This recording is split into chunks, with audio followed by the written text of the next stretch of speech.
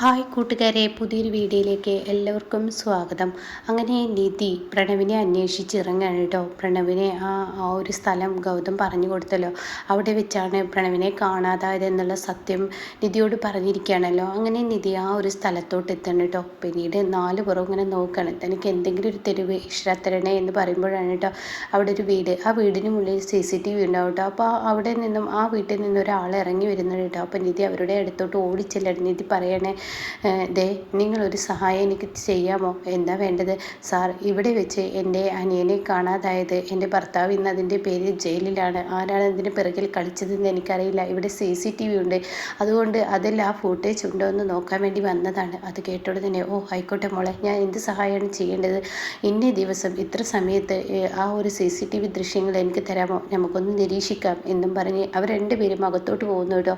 പിന്നീട് അയാളും നിധിയും കൂടി ആ CCTV ഫുട്ടേജ് നിരീക്ഷിക്കുമ്പോൾ അതിൽ നിന്നും ഈ സംഭവം കിട്ടുന്നു. അപ്പോൾ തന്നെ നിധി പറയണത്, ഇതെൻ്റെ അനിയൻ പ്രണവാണല്ലോ.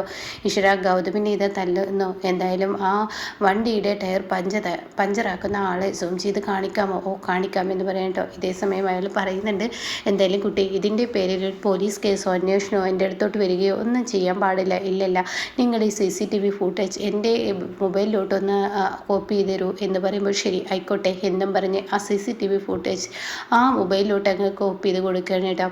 അതേസമയം പ്രണവിനെയാണ് കേട്ടോ കാണിക്കുന്നത്. പ്രണവ് ഇങ്ങനെ അവിടെ ഇരിക്കുകയാണ്. ആ സമയം പ്രണവിൻ്റെ മുന്നിലോട്ടൊരു ഫോൺ ഇട്ട് കൊടുത്തിരിക്കുകയാണ് ഈ പറയുന്ന ഗുണ്ടകൾ, CKC പറഞ്ഞ നിർദ്ദേശപ്രകാരം.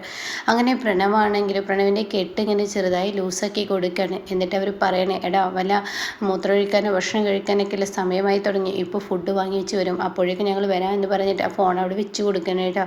അപ്പോൾ ഈ സമയം ഇവരാണെങ്കിലോ അങ്ങ് പോവുകയും മാറി നിൽക്കുകയും ചെയ്യാണ്. എന്നിട്ട് പ്രണവാണെങ്കിലോ ഈ ഫോൺ എടുത്ത് പതിയെ തൻ്റെ ഭാര്യയെ അഞ്ജലിക്ക് വിളിക്കുകയാണ്. ശിവാനിക്ക് വിളിക്കാൻ കേട്ടോ. ശിവാനിക്ക് വിളിച്ചിട്ട്, ശിവാനി എന്ന് പറയുമ്പോൾ ഏതാ നമ്പർ അതെന്ന് നീ പറയുന്നില്ല, ചോദിക്കുന്നില്ല. ഞാനിപ്പോൾ നിന്നോടൊരു കാര്യം പറയാനാണ് വന്നത്. ഞാൻ ഈ വിളിക്കുന്നത് CKC എന്നെ കെട്ടിയെടുത്ത സ്ഥലത്ത് നിന്നാണ്. എനിക്ക് അവിടെ നിന്ന് അപ്പോൾ തന്നെ ശിവാനി പറയുന്നുണ്ട്, പ്രണവ് നീ പെട്ടെന്ന് ഓടി രക്ഷപ്പെടുന്നു, ഏത് സൈറ്റിലാണ് എവിടെയാണ് എന്നൊക്കെ ചോദിക്കുമ്പോൾ, അയ്യോ അതൊന്നും എനിക്ക് കഴിയില്ല. അപ്പോൾ ഈ ഗുണ്ടകൾ മാറി നിന്ന് CKC പറഞ്ഞതുപോലെ തന്നെ കഴിയുന്ന. എന്തായാലും എൻ്റെ ഏട്ടൻ ഇത്ര ചതിയനാണെന്ന് ഞാൻ അറിഞ്ഞില്ല. ഓരോ കാര്യങ്ങളും പിറകോട്ട് ഇങ്ങനെ ആലോചിച്ച് നോക്കുമ്പോൾ എൻ്റെ ഏട്ടൻ സ്വത്തിന് വേണ്ടി എന്നെ ഇങ്ങനെ ഒരു ഓണലിലോട്ട് തള്ളിയിടുന്നു ഞാൻ ഒരിക്കലും പ്രതീക്ഷിച്ചില്ല. എൻ്റെ ഏട്ടൻ ഭയങ്കര ക്രൂരനാണ് ശിവാനി. അതുകൊണ്ട് നീ എന്നെ എങ്ങനെയെങ്കിലും രക്ഷപ്പെടുത്തുക. എവിടെയാണ് പ്രണവ് നീ ഉള്ളത് അതെനിക്കറിയത്തില്ല. എന്നാൽ നീ ഒരു കാര്യം ചെയ്യും, പെട്ടെന്ന് നീ ആ വാട്സപ്പ് ലൊക്കേഷൻ എനിക്കൊന്ന് വാട്സപ്പിലൂടെ ആ ലൊക്കേഷൻ ഒന്ന് സെൻഡ് ചെയ്യത്തില്ല. വാട്സപ്പ് ഉണ്ടോയെന്ന് അറിയില്ല, ലൊക്കേഷൻ സെൻഡ് ചെയ്യാൻ പറ്റുമെന്ന് ഞാൻ നോക്കട്ടെ എന്നും പറഞ്ഞിട്ട് ഫോൺ എടുത്ത് ലൊക്കേഷൻസ് അയക്കുന്നേരെ അയാൾ പറയണേ, അയ്യോ അപ്പോൾ നമ്മൾ വേഗം പെട്ടെന്ന് പോവാം എന്നും പറഞ്ഞിട്ട് അവർ ഈ പ്രണവിൻ്റെ അരികിലോട്ട് എത്തണം കേട്ടോ. എന്താടാ നീ കിടന്ന് കാണിക്കുന്ന? ആരോട് ചോദിച്ചിട്ടാണ് നീ ഫോൺ എടുത്തത്? നീ ലൊക്കേഷൻ സെൻഡ് ചെയ്യുന്നോ? നിൻ്റെ ഏട്ടനാണ് നിന്നെ ഇവിടെ കെട്ടിയിടാൻ പറഞ്ഞത്, എന്നിട്ട് ഞങ്ങൾക്ക് നീ പണിയുണ്ടാക്കുന്നോ? നിൻ്റെ ഏട്ടൻ ഇതൊക്കെ അറിഞ്ഞു കഴിഞ്ഞാൽ ഉണ്ടാകുന്ന പ്രശ്നങ്ങൾ എന്തൊക്കെയാണെന്ന് നിനക്കറിയോ എന്നൊക്കെ പറഞ്ഞിട്ട് ഉടൻ തന്നെ പ്രണവിനെ വീണ്ടും കെട്ടിയിടുകയാണ് കേട്ടോ. മുറുക്കി കെട്ടിയിടുകയാണ്. പിന്നീട് ആ ഫോണ് തല്ലിപ്പൊട്ടിക്കുന്നുണ്ട്.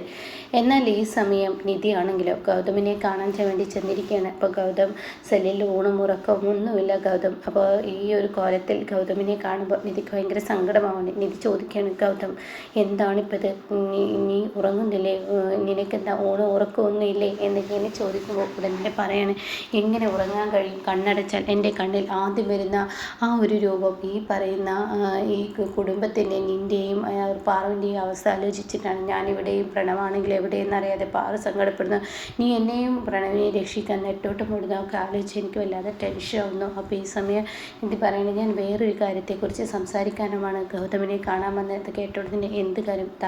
ഈ ഒരു CCTV ഫുട്ടേജ് നോക്ക്. അന്ന് പ്രണവിനെ നീ രക്ഷിച്ചു കൊണ്ടുവരുമ്പോൾ അവിടെ വെച്ചാണല്ലോ പ്രണവിനെ ആ ഗുണ്ടകൾ തട്ടിക്കൊണ്ടുപോയത്. ആ ഒരു ഫുട്ടേജാണ്. അത് കണ്ടോടെ തന്നെ ഇത് തന്നെയാണല്ലോ. എന്നാൽ ഈ സമയം ഉടൻ തന്നെ CKC ആണ് ഇതിന് പിറകിൽ കളിച്ചതെന്ന് ഗൗതം പറയണം. അത് കേട്ടോടെ തന്നെ നിധി പറയാം, അത് നമുക്ക് പണ്ടേ അറിയാലോ. അതുമാത്രമല്ല, അയാളുടെ ലക്ഷ്യം എന്നെ ഈ സെല്ലിലാക്കുകയും പ്രണവിനെ ആ ഒരു ടെൻഡറിൽ ഇടപെടാൻ ഇരിക്കുകയും ചെയ്തിരിക്കുന്നത് എന്തിനാണെന്നറിയോ? ആ ടെൻഡർ അയാൾക്ക് കൈയടക്കാൻ. ഞാനും ഈ പറയുന്ന പ്രണവും ആ ടെൻഡറിൽ ഇടപെട്ടില്ല എങ്കിൽ ആ ടെൻഡർ അയാൾ നേടിയെടുക്കും. പിന്നീട് നമ്മുടെ കമ്പനി പൂട്ടേണ്ട അവസ്ഥയിലോട്ടെത്തും. അതുതന്നെയാണ് അയാളുടെ ലക്ഷ്യം.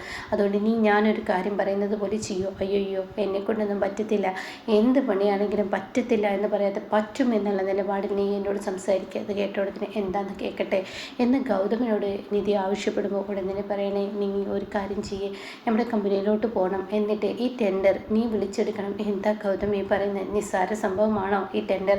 അതൊക്കെ എനിക്കറിയാം, നിസ്സാരമല്ല എന്ന് എനിക്കറിയാം. പക്ഷേ നിസ്സാരമല്ലെങ്കിലും പറയാതിരിക്കാൻ വയ്യ. നീ ഇത് ചെയ്യണം. കമ്പനിയിൽ വന്ന് കുറേ റൂൾസും കാര്യങ്ങളൊക്കെ നിനക്ക് ഞാൻ പറഞ്ഞു തന്നിട്ടുണ്ടല്ലോ. അപ്പോൾ പിന്നെ വിശദീകരിക്കേണ്ട ആവശ്യമൊന്നുമില്ല. നീ നമ്മുടെ കമ്പനിയിൽ പോവുക, പിന്നീട് നമ്മുടെ മാനേജറെ കാണുക, അയാളോട് സംസാരിക്കുക, എന്നിട്ട് ടെൻഡർ വിഷയവുമായി കാര്യങ്ങൾ സംബന്ധിച്ച് അത് നീ സംസാരിച്ചിടപെടുക. അതിനു മുന്നേ നീ ഒരു വക്കീലിനെ കാണണം. ഈ ഒരു കമ്പനിയുടെ കാര്യങ്ങൾ കൈകാര്യം ചെയ്യാനുള്ള ആഗ്രഹം നീ ഉണ്ടാക്കിയെടുക്കണം. ഇതൊക്കെയാണ് നീ ചെയ്യേണ്ട കാര്യങ്ങൾ.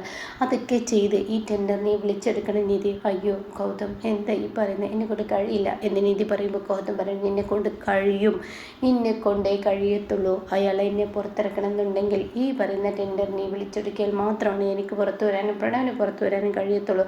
അയാൾ അത് നേടാനാണ് ശ്രമിക്കുന്നത്. പിന്നീട് അയാൾ ചെയ്യുന്നത് എന്തായിരിക്കും എന്നറിയോ? ഈ പറയുന്ന പ്രണവിനെ തന്നെ ഇല്ലാതാക്കും, എന്നിട്ട് എന്നേക്കുമായി സെല്ലടക്കാനുള്ള പരിപാടി എന്നെ ചെയ്യും. അതില്ലാതിരിക്കാൻ ഏറ്റവും വലിയ വഴി നീ ഉണ്ടെങ്കിലും ഈ ടെൻഡർ നേടിയെടുക്കാൻ കഴിയുമെന്ന് അയാൾക്ക് പഠിപ്പിച്ചു കൊടുക്കണം എന്നൊക്കെ പറയാനിട്ടോ. എന്നാൽ ഈ സമയം ഇപ്പുറത്ത് കാണിക്കുന്ന ശിവാനിയാണ്.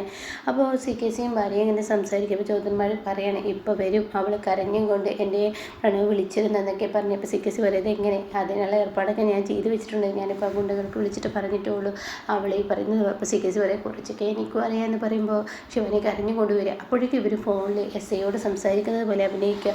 ഓ പ്രണവിൻ്റെ കാര്യത്തിൽ എന്തായ തീരുമാനം? എവിടെ എത്തിയ അന്വേഷണം? എങ്ങനെ കിട്ടും? പ്രണവ് എവിടെയാണ്? എന്തെങ്കിലും ഒരു വിവരങ്ങൾ കിട്ടിയോ? പ്രണവിൻ്റെ ഫോൺ ലൊക്കേഷൻ പിടിക്കാൻ പറ്റിയോ എന്നൊക്കെ മാറി മാറി ചോദിക്കുമ്പോൾ ഉടൻ തന്നെ ശിവനെ കൂടെ കടന്നു വരണം. അങ്കിൾ ആൻറ്റി എന്നൊക്കെ പറയുമ്പോൾ മിണ്ടാതിരിക്കുന്നു കൈകൊണ്ട് ഇങ്ങനെ പറയാനിട്ടോ. പിന്നീട് അവർ വെറുതെ അഭിനയിക്കണം, അപ്പുറത്ത് ആരും തന്നെ ഇല്ല.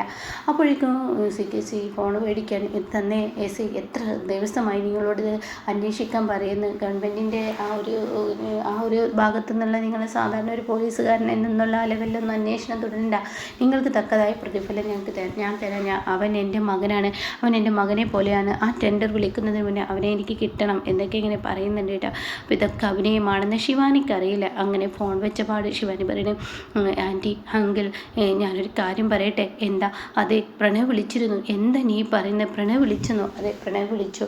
എന്താ നീ ആ ഫോൺ ഞങ്ങൾക്ക് കൊണ്ടുവന്ന് തരികയായിരുന്നു, അവൻ്റെ ശബ്ദം ഒന്ന് കേൾക്കായിരുന്നു. അത് കേട്ട ഉടനെ സിക്ക് ഇവളെന്താ പറയുന്നത് മനസ്സിലാവാതെ ഇങ്ങനെ നിൽക്കുക. തൻ്റെ ഭാര്യ ജ്യോതിർമയി അപ്പോൾ ഉടൻ തന്നെ അഭിനയിക്കുകയാണെന്ന് സിക്ക് പിന്നീട് മനസ്സിലാക്കുന്നത്. ആ സമയം ശിവാനി പറയാം, ആൻറ്റി അങ്കിൾ പ്രണവ് വിളിച്ചിരുന്നു. ഗൗതം ഇപ്പോഴും കെട്ടിയിട്ടിരിക്കുകയാണ്, അവനെ ജയിലിലിട്ടിട്ടും എൻ്റെ പ്രണവിനെ കൊല്ലാക്കൊല്ല ചെയ്തും കൊണ്ടിരിക്കുകയാണ്. ഇനി എൻ്റെ പ്രണവിനെ രക്ഷിച്ചെടുക്കണം. എന്താ വഴി?